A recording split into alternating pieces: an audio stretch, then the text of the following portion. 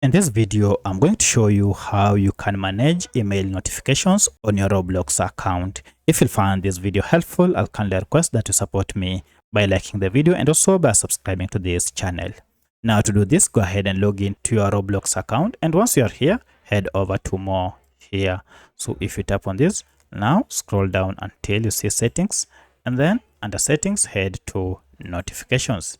Now under notifications, choose the second option, email.